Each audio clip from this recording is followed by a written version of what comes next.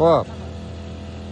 Mana hurmatli baliqchilar, innovatsiyani yana sizlarga ko'rsatyapmiz. Ko'llarda mana alga preparatlari bilan bizlar u haligi qilyapmiz, obработка qilyapmiz. Mana Navoiydan mehmonlar kelgandi, dorilarni ko'rish uchun.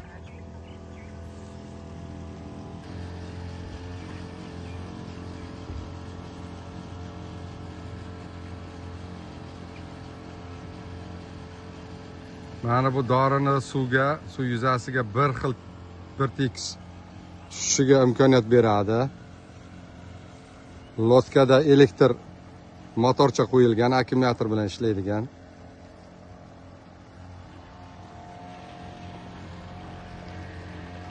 İchiga dorini sepadigan bog'larda dorilaydigan apparat qo'yilgan. Mana bitta odam bemalol 10 gektarmi, 20 gektarmi ko'llarda hech qanaqa qiyinchiliksiz o'g'itlab yoki obработка qilish mumkin.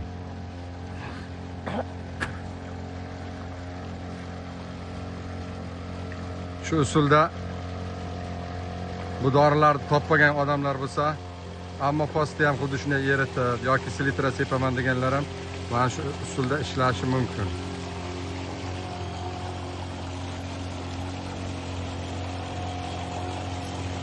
Hayos.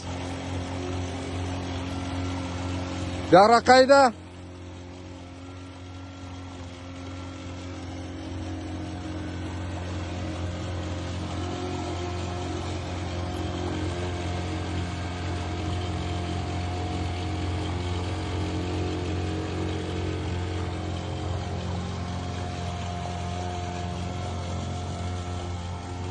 Mana chavoqlarimizni bugun hammani jo'natib yubordik, kliyentlarimizni bugun tugatdik.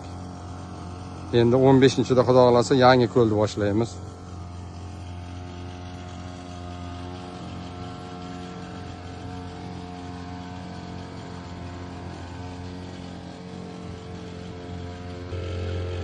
Boshqacha borib qaytib kelaver endi.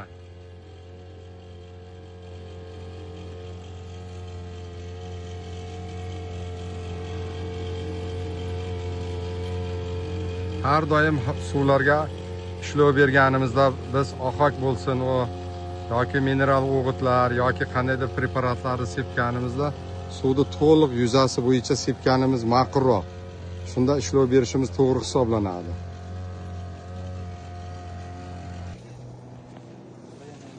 Bu dorilarni mana ko'rib olishlaringiz mumkin. Buni Xorazmlik yigitlar Antiqa fermer xo'jaligidan sotib olganmiz bu dorilarni. Mana bu qizil idishdagi suvdagi suv sifatini yaxshilaydi. Bu probiotiklar bular. Ya'ni tirik bakteriyalar, bular hech qanaqangi kimyoviy moddalar emas. Buni hech qanaqangi baliqlarga bir zararli tomoni yoki ekologiyaga bir zararli tomoni yo'q. Bugungi kunda Xitoy davlatidagi baliqchilarimiz shu usul bilan ishlayapti. Tugadimi? Davay yana zapravka qilinglar.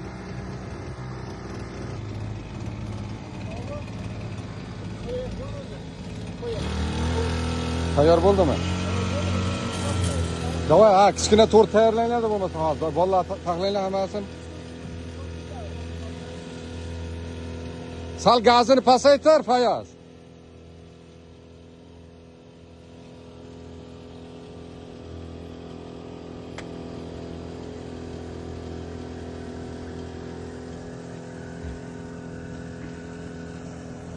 Mana bu qizil idishdagi dorimiz. Endi biz bilamiz, baliqlardan chiqqan axlati bu amyak hisoblanadi, albatta nitrit deyiladi. Shu nitritni bu nitratga aylantirib beradi. Bundagi tirik bakteriyalar shu jarayonni sodir qilgandan keyin nitratga aylanadi. Ma'lum miqdorda foydali ozuqaga aylanadi. Keyinchalik hosil bo'lgan nitratni ham foydali ozuqaga aylantirib fitoplanktonlar uchun, mana bu algalar uchun ozuqaga aylantirib beradi. Mana bu yashil idishdagi bu alga sporalari bo'lib, ya'ni urug'lari deyishimiz mumkin. Bu fitoplanktonlarda urug'lari, ya'ni sporalari.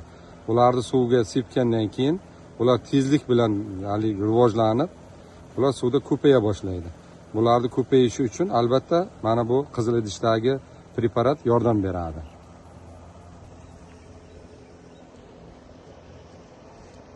Mana hozir ko'ryapsizlar.